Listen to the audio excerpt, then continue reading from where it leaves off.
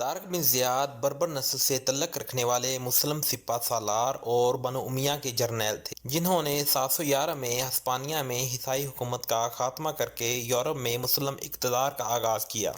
انہیں اسپین کی تاریخ کے اہم ترین عسکری رہنماؤں میں سے ایک سمجھا جاتا ہے۔ شروع میں وہ اموی صوبے کے گورنر موسیٰ بن نصیر کے نائب تھے، جنہوں نے ہسپانیہ میں وزیگوت بادشاہ کے مظالم سے تنگ عوام کے مطالبے پر طارق کو ہسپانیہ پر چڑھائی کا حکم دیا۔ طارق بن زیاد نے مختصر فوج کے ساتھ یورپ کے عظیم علاقے اسپین کو فتح کیا اور یہاں دین اسلام کا علم بلند کیا۔ اسپین کی فتح اور یہاں پر اسلامی حکومت کا قیام ایک ایسا تاریخی واقعہ ہے جس نے یورپ کو سیاسی، معاشی اور ثقافتی پسماندگی سے نکال کر ایک نئی بصیرت عطا کی، اس پر ناقابل فراموش اثرات مرتب کیے۔ طارق بن زیاد کی تعلیم و تربیت موسیٰ بن نصیر کے زیر نگرانی ہوئی تھی، جو ایک ماہر حرب اور عظیم سپہ سالار تھے۔ اس لیے طارق بن زیاد نے سپہ گری میں جلد ہی شہرت حاصل کر لی اور ہر طرف ان کی بہادری اور عسکری چالوں کے چرچے ہونے لگے۔ طارق بن زیاد بن عبداللہ نہ صرف دنیا کے بہترین سپہ سالاروں میں سے ایک تھے، بلکہ وہ متقی، فرشناس اور بلند ہمت انسان بھی تھے۔ ان کے حسن اخلاق کی وجہ سے عوام اور سپاہی انہیں احترام کی نظر سے دیکھتے تھے۔ افریقہ کی اسلامی سلطنت کو اندلس کی بحری قوت سے خطرات لاحق تھے، جبکہ اندلس کے عوام کا مطالبہ بھی تھا۔ اس لیے گورنر موسیٰ بن نصیر نے دشمن کی طاقت اور دفاعی استحکام کا جائزہ لے کر طارق بن زیاد کی کمان میں 7,000 فوج دے کر انہیں ہسپانیہ کی فتح کے لیے روانہ کیا۔ 30 اپریل 711 کو اسلامی لشکر ہسپانیہ کے ساحل پر اترا اور ایک پہاڑ کے نزدیک اپنے قدم جما لیے، جو بعد میں طارق بن زیاد کے نام سے جبلت طارق کہلایا۔ طارق بن زیاد نے جنگ کے لیے محفوظ جگہ منتخب کی۔ اسی موقع پر اپنی فوج سے نہایت ولولہ انگیز خطاب کیا اور کہا، ہمارے سامنے دشمن اور پیچھے سمندر ہے۔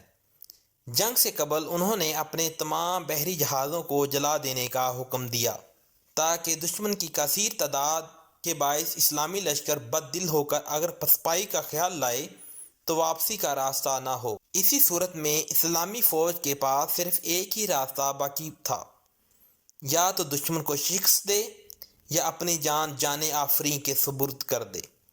یہ ایک ایسی زبردست جنگی چال تھی کہ جس نے اپنی اہمیت کی داد آنے والے عظیم سپہ سالاروں سے بھی پائی۔ 7,000 کے مختصر اسلامی لشکر نے پیش قدمی کی اور عیسائی حاکم 1,00,000 کے لشکر کا سامنا کیا۔ گھمسان کا رن پڑا۔ آخر کار دشمن فوج کو شکست ہوئی اور شہنشاہ راڈرک مارا گیا۔ بعض روایتوں کے مطابق وہ بھاگ نکلا تھا، جس کے انجام کا پتہ نہ چل سکا۔ اسی اعتبار سے یہ جنگ فیصلہ کن تھی کہ اس کے بعد ہسپانوی فوج کبھی متحد ہو کر نہ لڑ سکی۔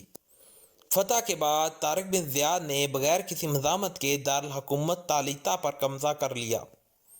طارق بن زیاد کو ہسپانیہ کا گورنر بنا دیا گیا۔ طارق بن زیاد کی کامیابی کی خبر سن کر موسیٰ بن نصیر نے حکومت اپنے بیٹے عبداللہ کے سپرد کی اور خود طارق بن زیاد سے آ ملے۔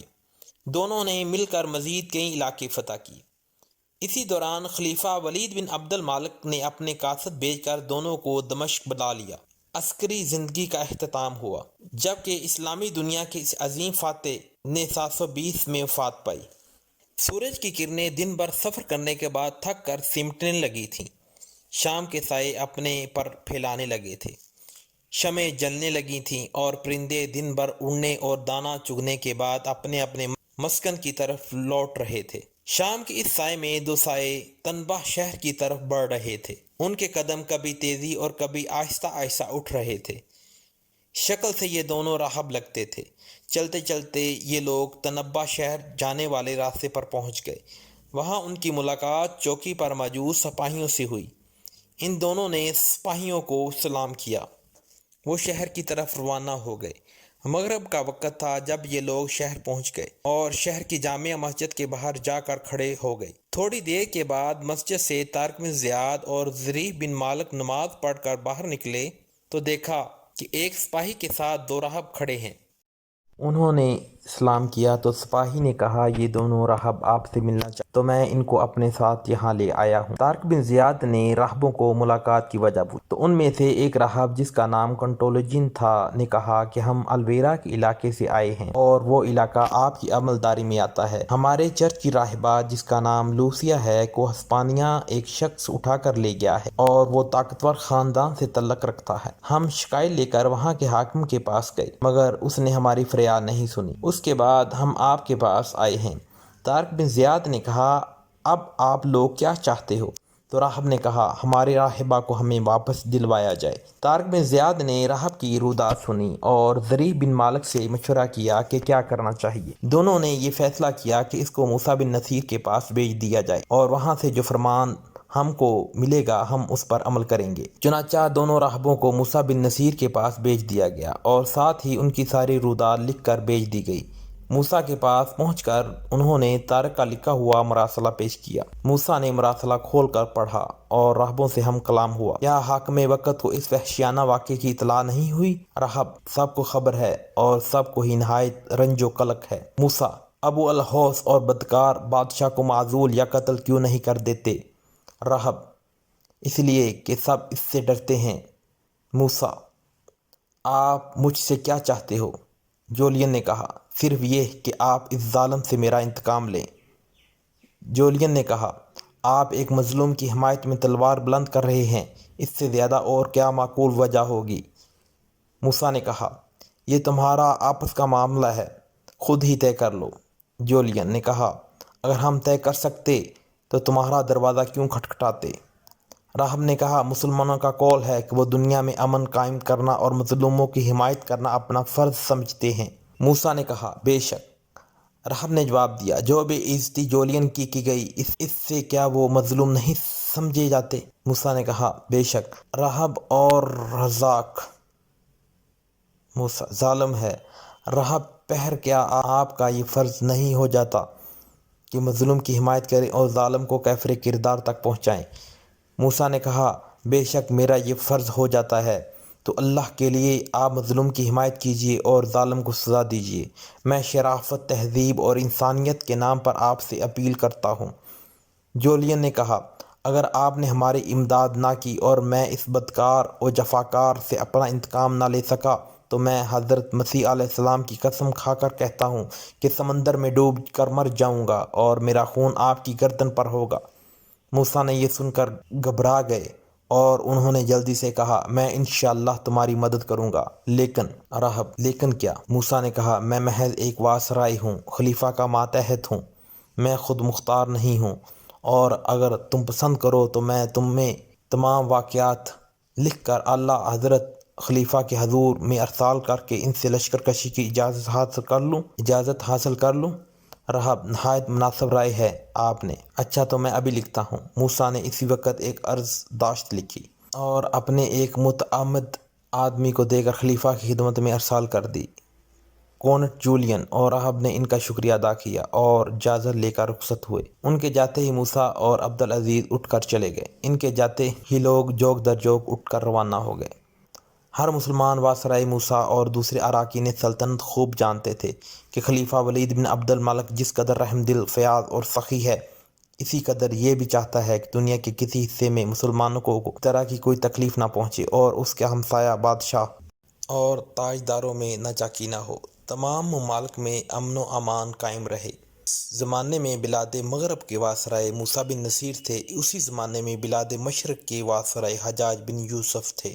یہ عراق میں رہنے والے تھے اور موسیٰ افریقہ میں۔ موسیٰ کو معلوم تھا کہ ہندوستان کے چند خودسر راجاؤں نے جزیرہ سرندیپ جسے آج کل سری لنکا کہا جاتا ہے سے آنے والے مسلمانوں کو قید کر لیا ہے، اور حجاج بن یوسف نے خلیفہ ہندوستان پر لشکر کشی کی اجازت لی ہے۔ موسیٰ کا خیال تھا کہ خلیفہ ہندوستان پر لشکر کشی کی اجازت دے دیں گے اور وہاں مسلمان جو قید تھے اور اندلس پر یورش کی اجازت نہیں دیں گے، کیونکہ وہاں مسلمانوں کا کوئی تعلق نہ تھا بلکہ آپس میں عیسائیوں میں مناقشات تھے۔ تاہم انہیں کچھ امید ضرور تھی اور وہ اسی امید پر ہی انہوں نے تیاریاں شروع کر دی تھیں۔ افریقہ سے اندلس جاتے ہوئے راستے میں سمندر کو بغیر جہازوں کے عبور کرنا ناممکن تھا۔ بحیرہ روم نے افریقہ کو اندلس سے بالکل جدا کر دیا تھا اور مسلمانوں نے اس وقت سمندر میں جہاز رانی نہیں کی تھی، مگر جب کہ اندلس پر چڑھائی کا ارادہ تھا تو یہ ضروری ہو گیا تھا کہ جہاز تیار کروائے جائیں تاکہ بحر روم کو عبور کیا جا سکے۔ چنانچہ موسیٰ نے جہاز تیار کروانے شروع کر دیے۔ یہ بات نہیں تھی کہ مسلمان جہاز چلانا یا بنانا نہیں جانتے تھے، فقط اب تک ضرورت لاحق نہ تھی۔ 4 جہاز تیار کیے جا رہے تھے کہ جو اس قدر بڑے تھے، اس میں سے ہر ایک میں 2000 آدمی اور ان کے کھانے پینے کا 15-20 روز کا سامان بآسانی آ سکتا تھا۔ جنگ پر جانے کی ہر مسلمان کی تمنا اور خواہش تھی، لیکن کوئی جانتا نہیں تھا کہ کتنی آدمی بھیجے جائیں گے اور ان کا افسر کون ہوگا۔ البتہ جہاز کے شائقین نے ابھی سے جہاد پر جانے کے لیے درخواستیں دینا شروع کر دیں۔ جو لوگ تجربہ کار تھے اور متعدد لڑائیوں میں لشکر کشی کی قیادت کر چکے تھے، انہوں نے افسری کے لیے کہنا اور کوشش کرنا شروع کر دیں۔ عام لوگوں کا خیال تھا کہ موسیٰ اپنے بیٹے عبدالعزیز کی سرکردگی میں یہ لشکر بھیجے گا، لیکن موسیٰ چپ تھے، اس لیے کچھ بھی نہیں کہا جا سکتا۔ جب سے مسلمانوں کو اندلس کے بادشاہ ارزق کی عشرت پسندانہ زندگی کے واقعات کے بارے میں معلوم ہوا تھا، وہ سب اس سے بہت ناخوش تھے اور چاہتے تھے کہ جلد از جلد اسے اس کی بدکاری اور ابو الہوسی کی سزا دیں۔ مسلمان خود بدکار تھے اور نہ دوسروں کو بدکار دیکھنا پسند کرتے تھے، گویا وہ نیکوکاری کے ٹھیکیدار تھے اور چاہتے تھے کہ ساری دنیا انہی کی طرح نیک رہے، بدکاری اور بد امنی کا دنیا میں نام تک باقی نہ رہے۔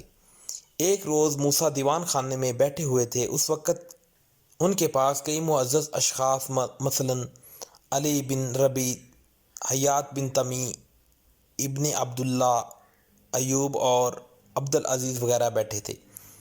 یہ وہ تمام لوگ تھے جو کسی نہ کسی وقت لشکر کی قیادت کر چکے تھے، تیز، نہایت مشہور اور شجاع لوگ تھے۔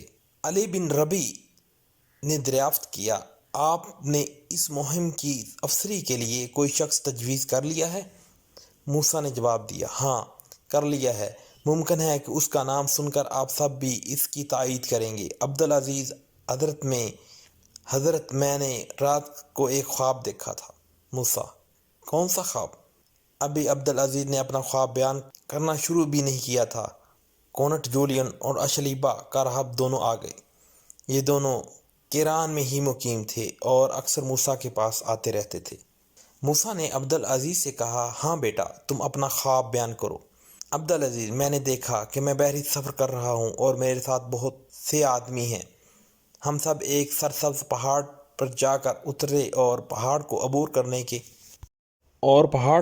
کر کے بہت زار میدانوں کو طے کرنے لگے۔ اس کے نواح میں ہزاروں لاکھوں چڑیاں تھیں جو ہمیں دیکھتے ہی اڑ جاتی تھیں۔ میدانوں کے بعد ہم نے آبادیاں بھی دیکھی، وہ نہایت خوبصورت اور خوشنما تھیں۔ آخر میں آپ سب سے درخواست ہے کہ آپ ہمارے چینل کو سبسکرائب کر لیں اور بیل آئیکن پہ کلک کر لیں تاکہ آنے والی ہر ویڈیو آپ تک بآسانی پہنچ سکے۔ شکریہ۔